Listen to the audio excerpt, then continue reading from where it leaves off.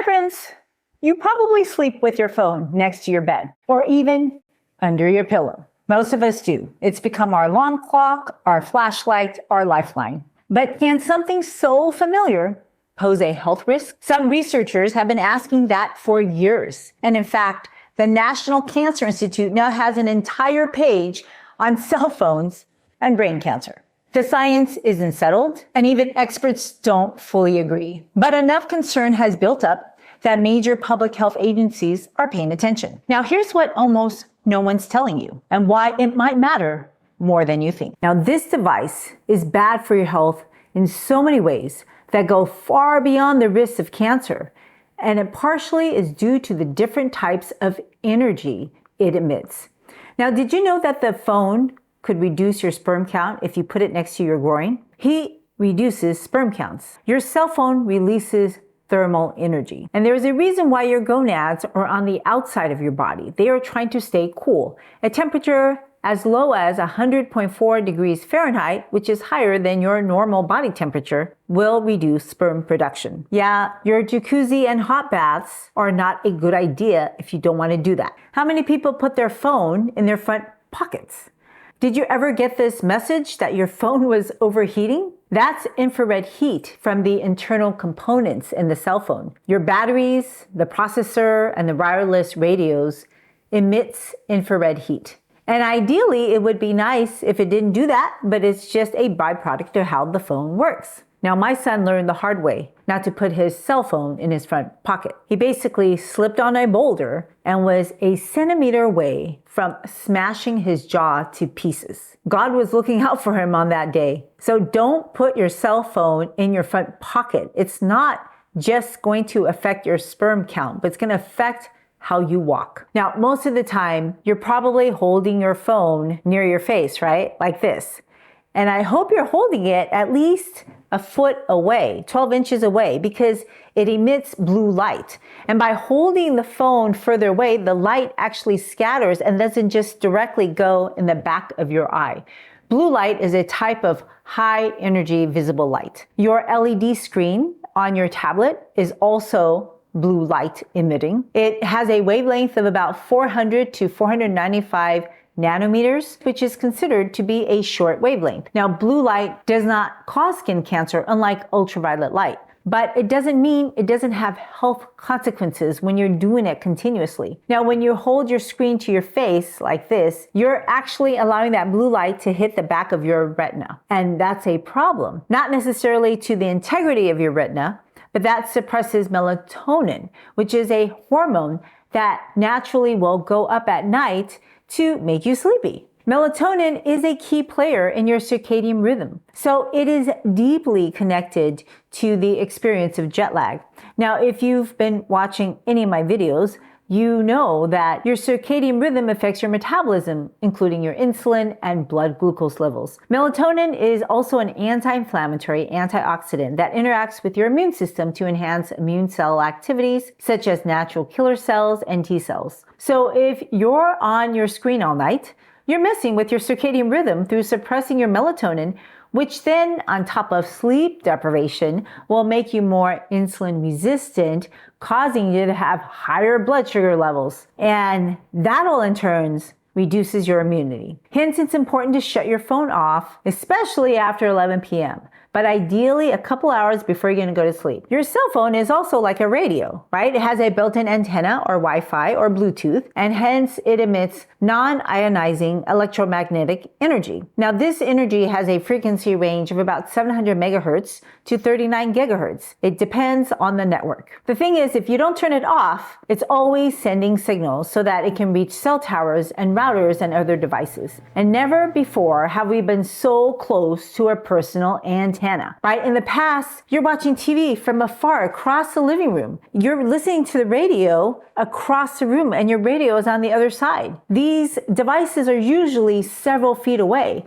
But now our radio and our TV, it could sometimes be stuffed inside our bra or glued to our hands in front of our face. So this energy potentially can cause oxidative stress that theoretically could lead to cancer. Now, even if you didn't own a cell phone, you may live near a cell tower and have continuous low-level exposure. Now, the fact that some studies report that people who live 300 to 500 meters of a cell tower have more headaches, fatigue, and sleep disturbances and higher cancer rates makes me want to not live near a cell tower. These cancers include breast, leukemia, and brain tumors. However, these studies are pretty small in sample size, and they lack precision exposure measurements. But really, are you going to wait for that? The World Health Organization and the International Agency for Research on Cancer, they classify radiofrequency radiation as a group 2 carcinogen, which is possibly carcinogenic to humans, which is in the same category as pickled vegetables and coffee. So I rarely eat pickled vegetables or drink coffee.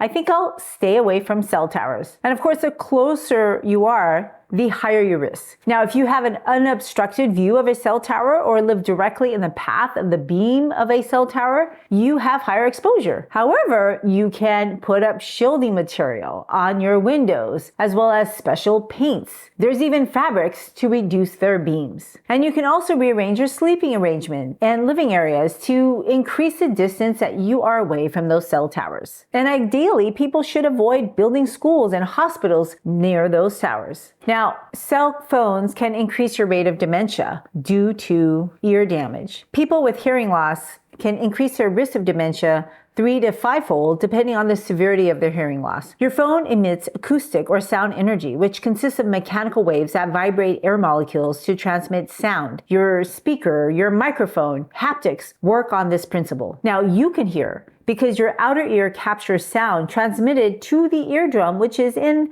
the middle of this hole, right? That's why you don't want to put a Q-tip there. And that eardrum, when it's healthy, it vibrates to your middle ear, and then that connects to your inner ear where your cochlea lives. Your cochlea has hair cells that capture the mechanical movement, and then it converts it to electrical signals for your auditory nerve that goes directly to your brain to process. You can lose your hearing if any of these different parts are damaged. If your eardrum are scarred, if you have stiffened bones inside your middle ear, or if you have damaged hair cells. And it's not difficult to lose your hearing with simply loud noise. When your hearing is lost, that's irreversible. Lots of times people have hearing loss and they actually don't realize they have hearing loss, so they start speaking louder and listening to videos and music louder, which continues to damage their hearing. Have you noticed that sometimes they'll ask you to repeat yourself? And oftentimes they compensate by learning to read lips, which is pretty hard when they get hospitalized because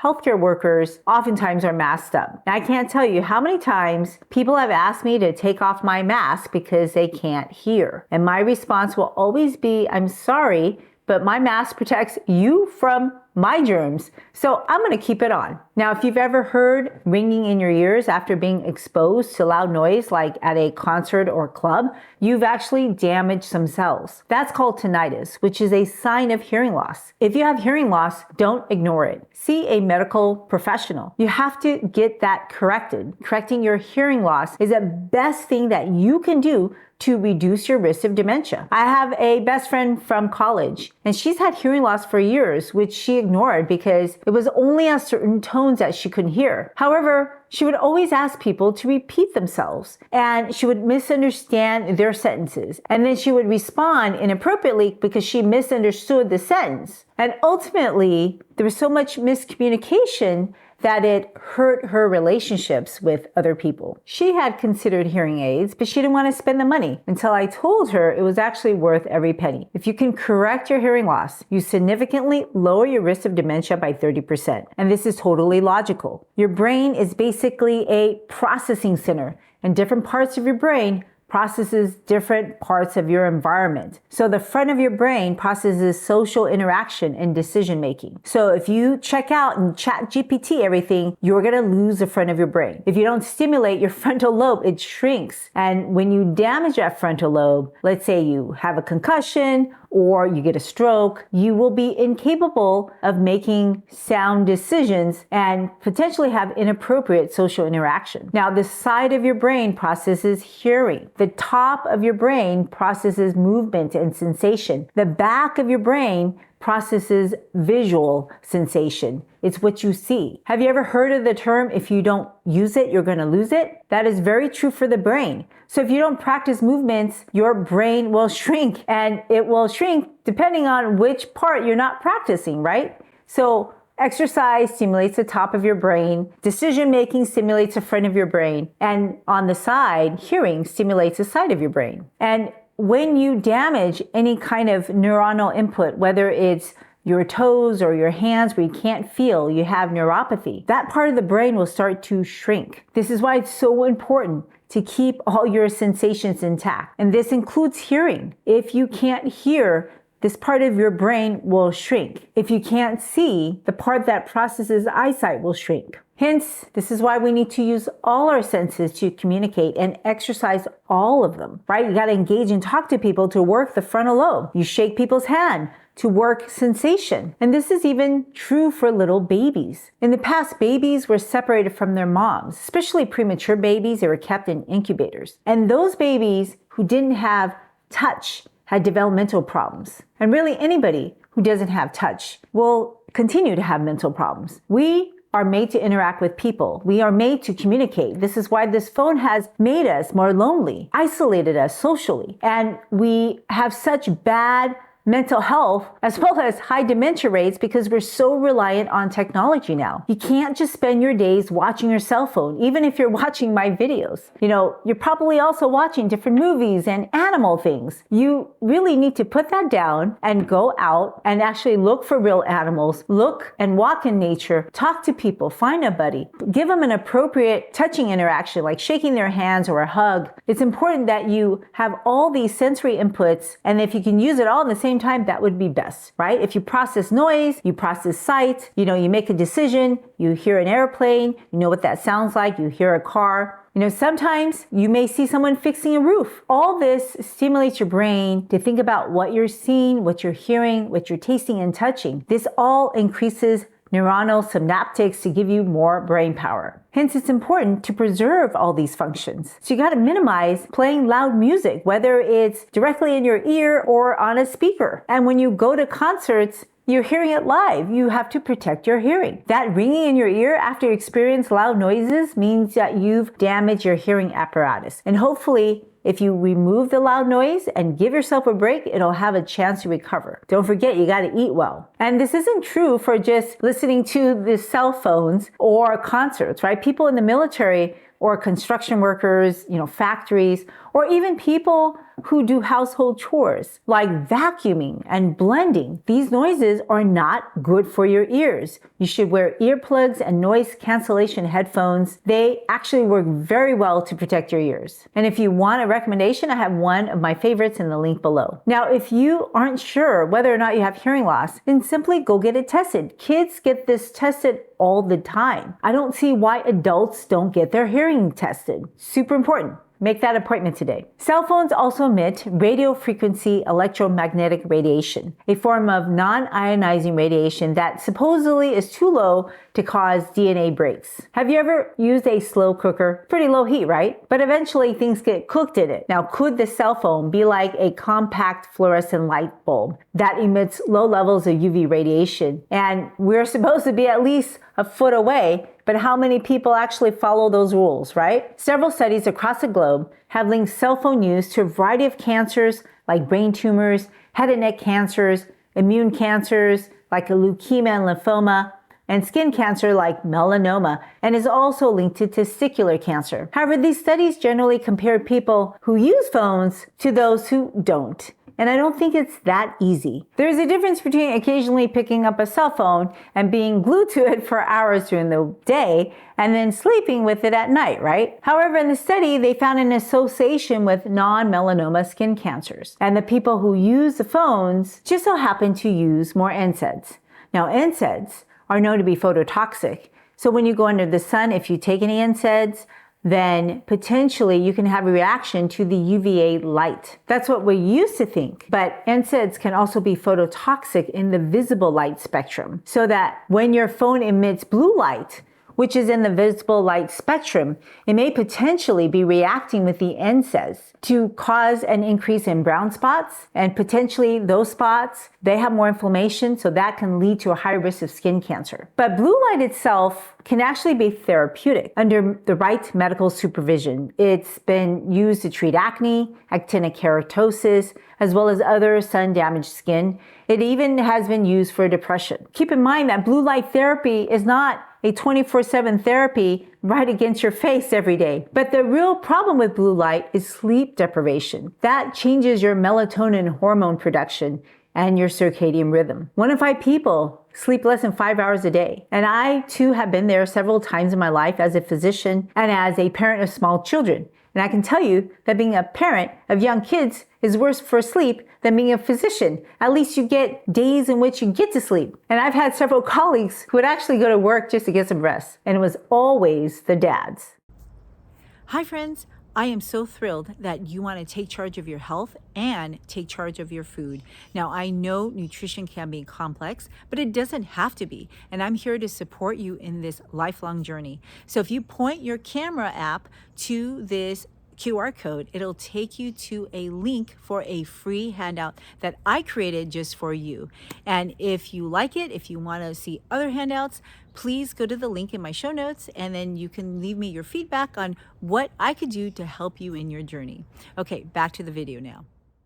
Having poor quality sleep doesn't just make you tired the next day, it actually weakens your immune system and makes you crave more carbs, all while simultaneously reducing your ability to process those carbs. And that's a perfect storm to eat more food, gain more fat, and make it go straight to the belly, right? Visceral fat. Now, have you noticed that these days you're probably glued to your screen? And when that happens, your sleep is very erratic. So when you're looking at your phone late at night, your brain doesn't calm down immediately from the effects of the blue light. As soon as you turn it off, your brain is still wired. Hence, it's recommended that you avoid screen time 1 or 2 hours before bed. I personally use a red light bulb close to bedtime to help me prepare for the right hormones like melatonin to get me sleepy to prepare for bed. And my goal is to fall asleep as soon as my head hits the pillow. And make sure your room is dark, but safe, right? Nobody wants you to be falling. And if you keep your room cool to around 65 degrees Fahrenheit,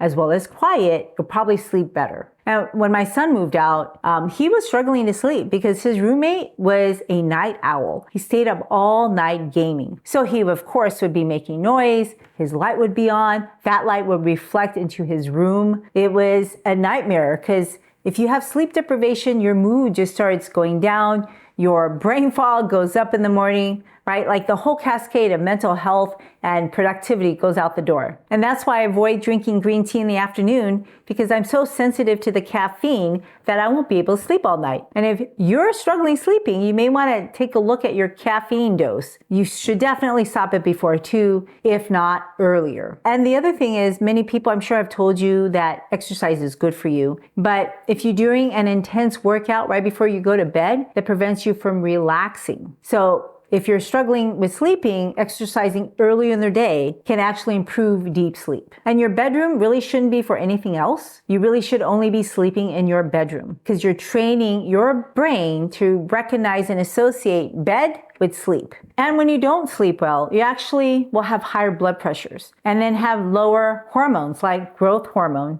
and testosterone.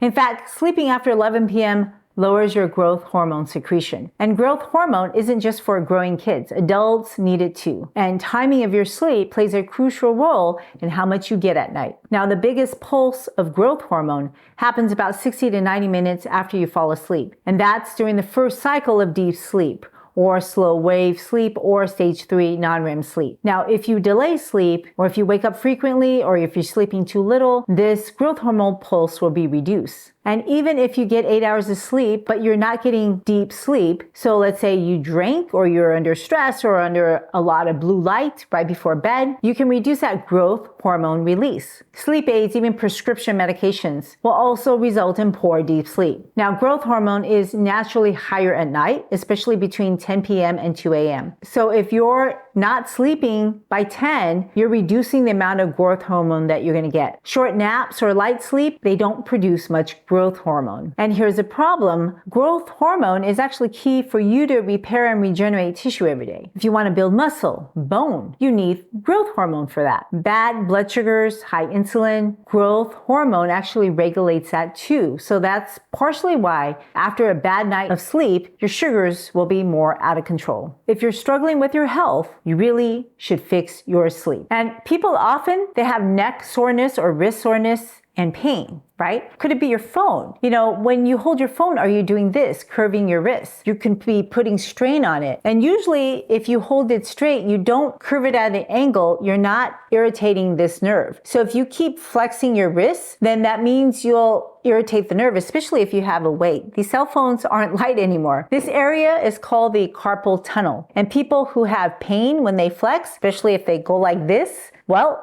if you start feeling numbness or pain, you probably have carpal tunnel syndrome and you should see somebody about that. A lot of people will find relief just by removing the offending agent, right? The posture that makes you flex, or if you type like that, or if you're holding your phone. So a helpful device would be a wrist guard. This would help you keep your wrist straight when you type and when you're holding the phone. Now, sometimes people have sore thumbs, right? How many times are you texting like this? Repetitive movement, texting, typing, swiping, these all work your tendons and can result in trigger thumb or gamer's thumb. The tendons that move your thumb get inflamed and sometimes it gets stuck, right? Trigger finger. So you may have pain, stiffness, and swelling in the area. This kind of repetitive motion can cause tendinitis or tenosynovitis. And in the old days, cell phones were pretty big. So people could put it on their neck and then hold their phone with the neck, right? Now the phones are much thinner. It's a bit harder to do that, but we're always looking down. So if you're looking down in a prolonged time, you're tilting your head like 6 degrees. That's like holding your head up. That could be 60 pounds of pressure on your cervical spine. And of course, this will result in neck as well as upper back pain and stiffness. Sometimes people even get tension headaches from that. And over time, this strain can cause disc degeneration and reduce neck mobility. So don't look down, bring your phone up so that your neck is straight, right? Especially when you're in the car. And that, of course, means you're in a car as a passenger. Remember how when you were a kid, your mom told you not to slouch? Well, now we have such a thing as a phone posture. This is a phone posture. We're slouching. We're looking at our phones. Our head is forward. Our shoulders are curled in. This causes tension in your spine. And sometimes you're on like this for hours if you're watching some movie, right? So it's good to take breaks. Put your phone down every 20 minutes and stretch your shoulders.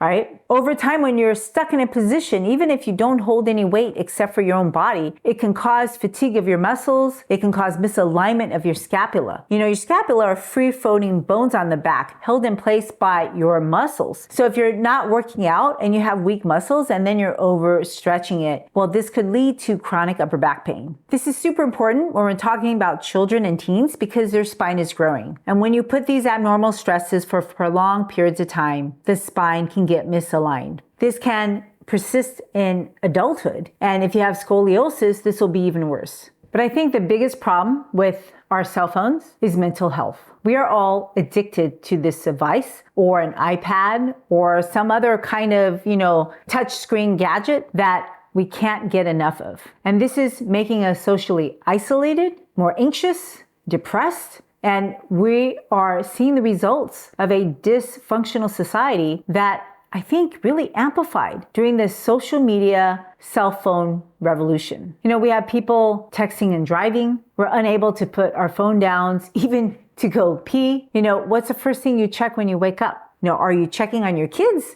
or on your messages? Smartphones are basically designed to stimulate the dopaminergic reward system, the same pathway involved in drug addiction. The frequent notifications, social media engagement, the likes, the infinite scrolling, it all creates this intermittent positive reinforcement. And we're all becoming Pavlov's dogs. Every time we get likes, texts, some app interaction, a bing, we have a message, a little bit of dopamine is released and it reinforces that behavior to check on the phone. And this is no different than going to Las Vegas to play slot machines. Today we have this abnormal fear and anxiety of missing a message or a post. Our brains are changing in regions related to impulse control, similar to those who struggle with substance addiction. We're also spending less time learning how to connect and talk to one another.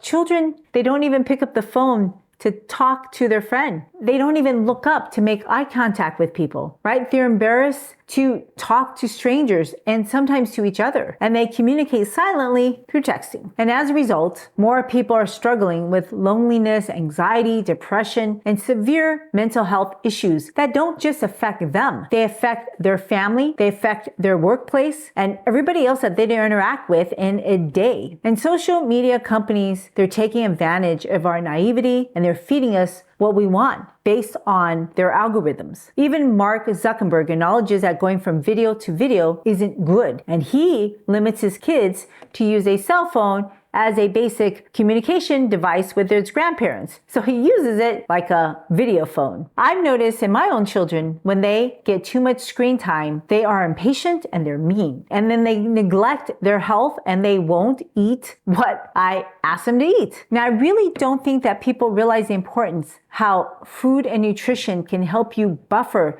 those negative emotions that you feel induced by things like your phone. So if you want to learn more about that, watch the next video.